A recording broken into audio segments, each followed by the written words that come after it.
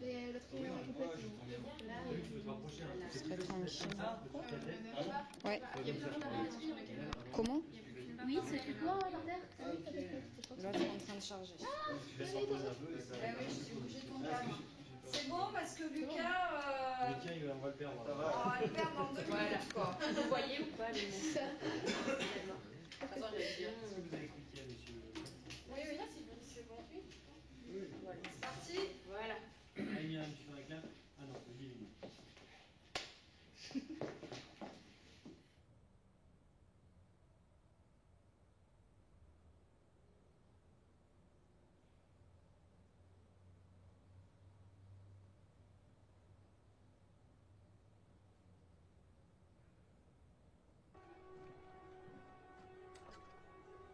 Ah, mesdames, je vous remercie pour le temps que vous m'avez consacré. Nous ne nuirons pas votre famille plus longtemps. Donc, monsieur, mesdemoiselles, je prends congé de vous et je vous dis adieu.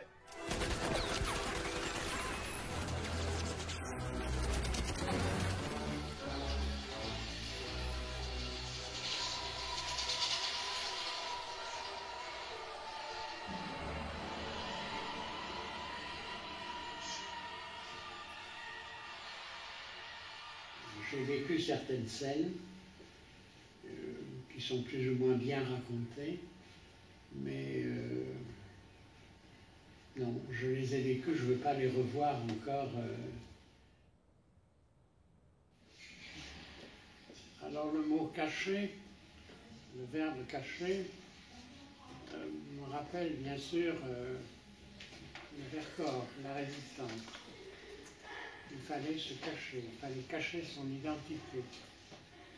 Il fallait cacher ce que l'on faisait. Il fallait cacher son identité. Et son identité, c'était... On n'était rien, si vous voulez. On avait perdu un petit peu ce sens, si vous voulez, de la personnalité qui peut s'identifier au mot identité. On se méfiait de tout le monde, donc on ne parlait pas de ce que l'on faisait. C'était le secret de ce que l'on devait faire, de ce que l'on...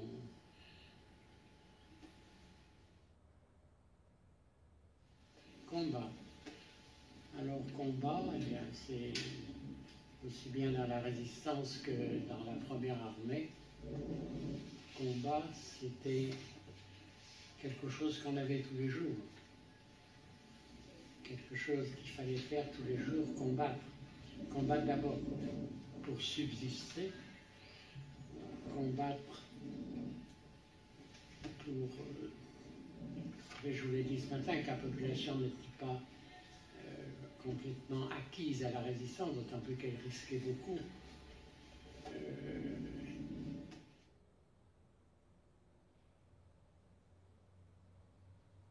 Avec la milice, c'est-à-dire des Français qui dénonçaient les autres Français aux Allemands, il est certain, c'est ça que j'appelle la trahison, c'était trahir son pays. Nous n'avions rien, et eux avaient quand même pignon sur rue, et s'ils ravitaillaient la résistance, ils étaient tout de suite repérés. C'était très difficile d'avoir confiance. C'était très difficile, il fallait connaître et que quelqu'un connaisse, qui vous dise qu'on pouvait avoir confiance. C'était très difficile d'avoir confiance. C'était une époque, et là vous avez mis le mot secret, c'était une époque où on se méfiait de tout le monde, même dans les familles. Est-ce que les familles étaient d'accord avec la résistance? Ça, même dans les familles, vous devez avoir des cousins et tout. Alors c'était secret, non, on se méfiait de tout le monde. On se méfiait de tout le monde, voilà. On avait peur, surtout. Qui était en face de vous? On ne savait pas. Quelqu'un vous faisait un beau sourire, il était qui? Il était un milicien, il était qui? Qu'est-ce que vous voulez lui dire? Vous n'en pas votre aise de partir? Mais oui. Voilà.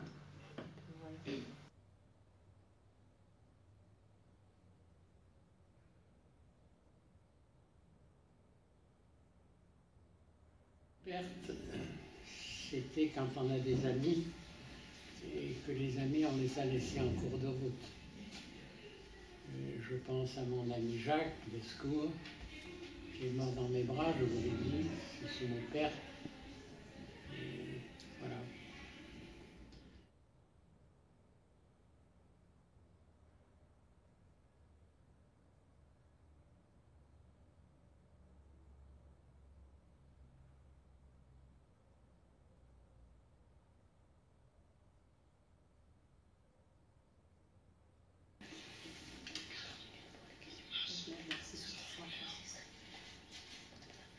Ah oui, ça c'est terrible.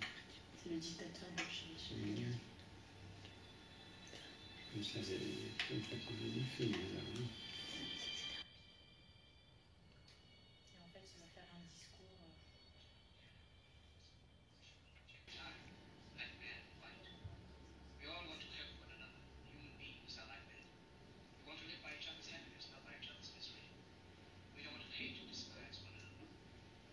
La radio nous ont rapprochés les uns des autres.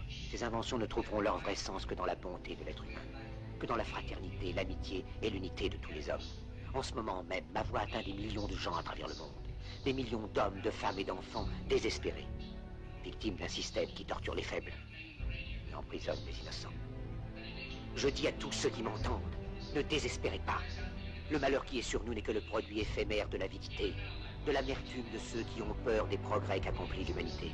Mais la haine finira par disparaître, et les dictateurs mourront. Et le pouvoir qu'ils avaient pris au peuple va retourner au peuple. Et tant que les hommes mourront, la liberté ne pourra pas périr.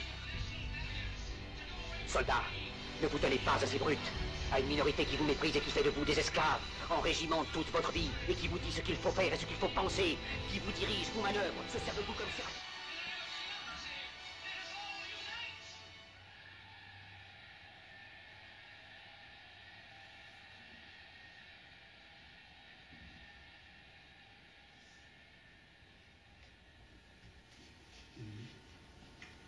Oui, je suis très beau, c'est sûr.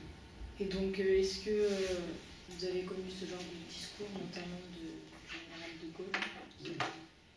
Oui, les chefs que nous avions tenaient à peu près ce discours. Dans ça, nous étions galvanisés par les chefs que nous avions. Ils parlaient dans les mots que vous m'avez demandé, liberté, la fierté, l'amitié. Et cette fierté, nous l'avions en les suivant, parce qu'on savait que c'était qu'on allait gagner.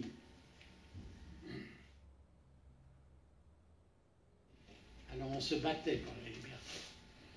La liberté, c'était le grand mot. On voulait reconquérir cette liberté. C'était, excusez-moi, et c'était difficile. C'était difficile parce qu'il y en avait autour de nous qui n'avaient pas compris que nous n'étions pas libres.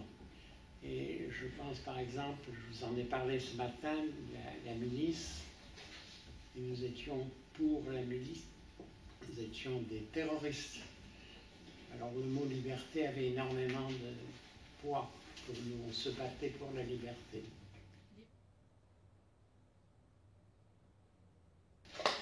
Gagner. Gagner, c'est ce que nous voulions faire, c'est ce que nous avons fait. Gagner, nous avions la force de gagner, plus que le désir, la volonté de gagner. Et nous avons gagné. Et ça, c'est gagner. Nous étions, si vous voulez, des gens qui voulaient gagner, n'avons jamais été comment dirais-je, découragés.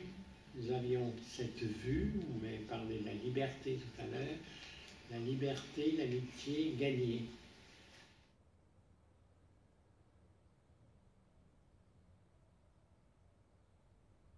Alors la libération, c'est ce que nous attendions tous.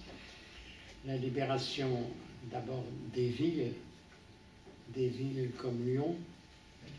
On a libéré Lyon avec l'enthousiasme des populations. Et puis la libération le 8 mai 1945, où j'étais en Autriche, on a appris la libération.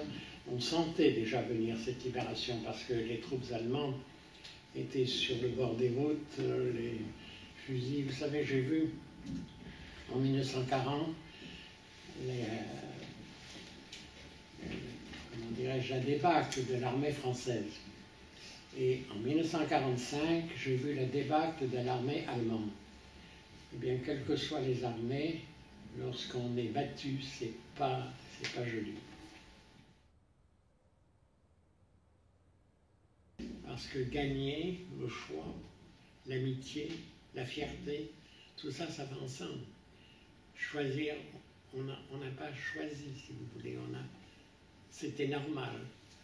Vous n'avez peut-être qu'une idée, c'est de chasser l'ennemi qui se trouve chez vous. Donc c'est ça la résistance. Alors le choix, je vous le disais ce matin, c'était pas évident de choisir d'entrer dans la résistance. Enfin, moi je n'ai pas eu tellement de choix à faire parce que j'étais dans une famille, si vous voulez, le choix a été fait d'avance.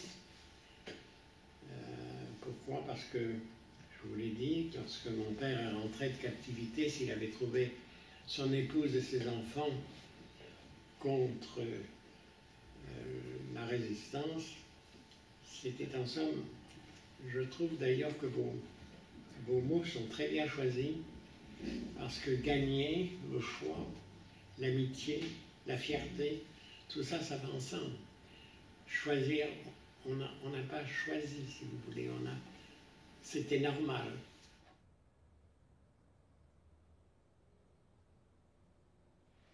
Famille, alors je vous l'ai dit au début, la famille, c'est d'abord la famille, le père, la mère, les frères, les sœurs, mais c'était surtout la grande famille que l'on trouvait, que l'on avait dans la résistance. On était vraiment ça formait une famille. Il y a quelques-uns, on avait une famille. Parce que vous savez, on était très, comment dirais-je, on était très isolés, on était très seuls. Et c'était bon d'avoir des bons camarades, des bons amis.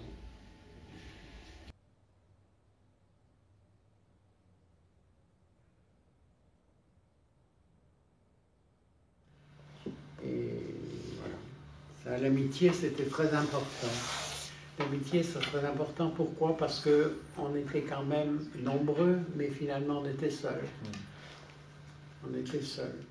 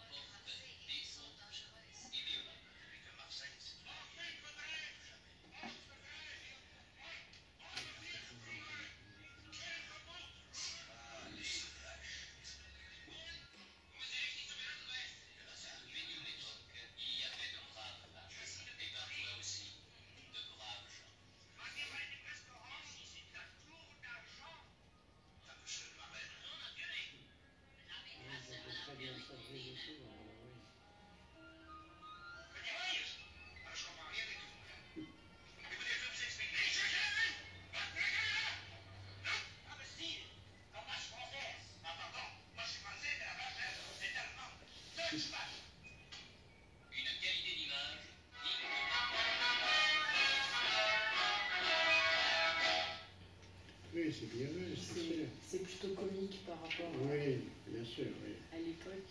C'est comique par rapport à l'époque, mais enfin, c'est bien vu. Les personnes qui étaient envoyées chez les Allemands, les prisonniers, c'est bien vu. Et et qui ont sympathisé d'ailleurs avec, puisqu'il y a pas mal de prisonniers qui se sont mariés d'ailleurs avec des personnes.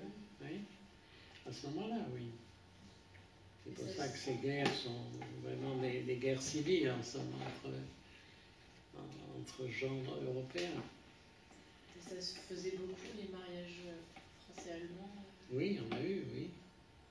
Parce que c'était quand même, je n'irais pas jusqu'à dire choquant, mais le fait que dans cette période de guerre France-Allemande... Oui, c'était choquant lorsqu'il est entré en France. Mais en Allemagne, c'était pas choquant. Même pour les Allemands eux-mêmes? Non, pour les Allemands. Qui se mariaient avec des Français, non. Ça ne les gênait pas?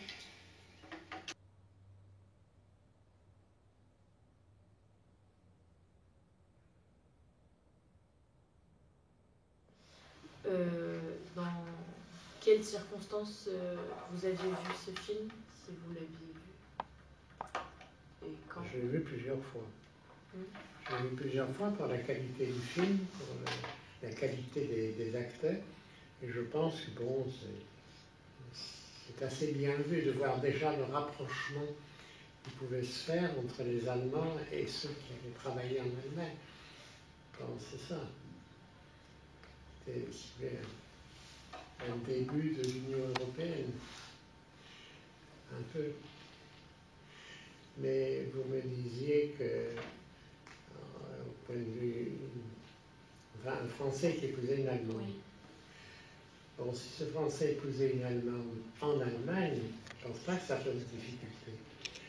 Mais en France, ça aurait été épouvantable. Même, si vous voulez, bon, 45 ou 20 ans après, je pense que même dans les années 70, c'était encore très difficile. Il y a eu beaucoup de jumelage, mais c'était quand même très difficile d'avoir une amitié avec des Allemands. Et je veux dire que lorsque j'ai été assistant français en Allemagne, j'ai été quelquefois assez critiqué. Bon, il y avait le général de Latte qui était à une vingtaine de kilomètres, donc ça se réglait assez facilement.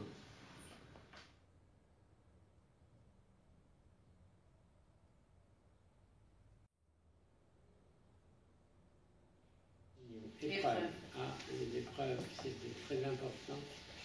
Épreuve, ben, c'était notre lot quotidien. C'était notre lot quotidien parce qu'on ne savait jamais comment la journée allait se terminer.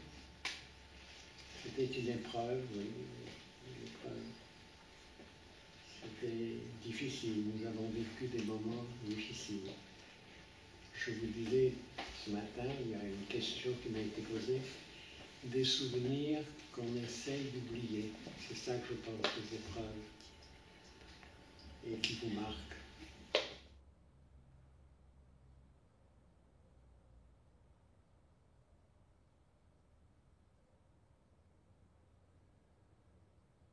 Colmar, c'était très dur. Ça nous a tous beaucoup marqué. D'accord. Mais après, l'enthousiasme, bon, c'était... Mais le 2 février 1945, on s'en souviendra toute notre vie encore. Le 2 février 1945, à 11h du matin, 11h30, je crois. Et quand on est rentré dans Colmar, c'était extraordinaire. Extraordinaire. On ne peut pas s'imaginer une foule en liesse, surtout qu'en plus, c'était la zone interdite. N'est-ce pas, la sœur initiale dans une année. Et là, vous oubliez tout, vous oubliez la souffrance. Comment? Vous oubliez la souffrance, vous oubliez le froid, vous oubliez... Ah oui, oui, c'était fini. Oui. On avait tout oublié. Pourtant, on en avait vu, vous savez. Depuis Belfort, on avait... Belfort a été très dur. Mais Colmar a été vraiment très, très dur. Très, très dur. Oui, on a perdu, bien sûr. On a laissé là son chemin. Mais on avait oublié le froid, on avait oublié. Surtout qu'on ne pouvait rien poser sur les chars, parce que les tourelles tournaient. Alors, quelquefois, on pouvait faire réchauffer quelque chose, un linge, un vêtement, mais... Ah oui.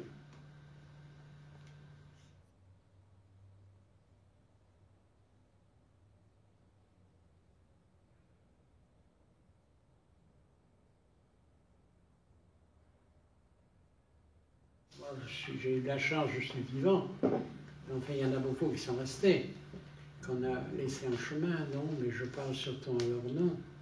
C'est pas ma petite personne qui m'intéresse, mais c'est savoir l'ensemble, si vous voulez, de ceux qui ont eu le courage et la fierté après, vous l'avez dit, de dire non, vous savez. Il y a, je crois qu'il y avait un écrivain qui a dit, qui a osé dire non. Je crois que je ne sais plus qui a fait un livre comme ça, L'homme qui a dit non.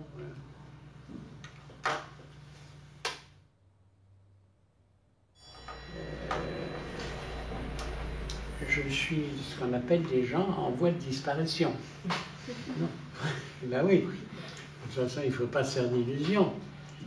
On a encore quelques-uns, mais enfin, les rangs s'éclaircissent. Les rangs s'éclaircissent. Mais quand nous nous rencontrons, nous sommes fiers quand même les uns des autres. Non pas pour nous montrer, non pas pour savoir si on a des médailles ou pas, mais pour savoir qu'à un certain moment, on a choisi. On a choisi, on a fait le choix, vous l'avez dit dans les mots que vous m'avez proposés. On fait le choix de la France, de libérer la France, la patrie. Vous savez, je reviens toujours à ce que j'ai dit, avoir en 3 semaines un pays comme la France, qui était une des premières nations du monde occidental, tout d'un coup voir défiler 3 semaines après les Allemands aux Champs-Élysées, c'était impensable. Toutes nos illusions étaient perdues. Moi, je le racontais à table tout à l'heure, lorsque mon père est parti en 1940, 39, il a dit on va leur donner une petite leçon d'artillerie. On ne pensait absolument pas qu'au mois de mai 40, en 3 semaines, c'était fini. Or, c'était fini, il n'y avait plus personne. Et oui. Alors, on ne pouvait pas laisser ce pays comme ça. Il fallait, nous qui étions jeunes, aider à le libérer. Ce qu'on a fait. On a essayé de faire, on y est arrivé.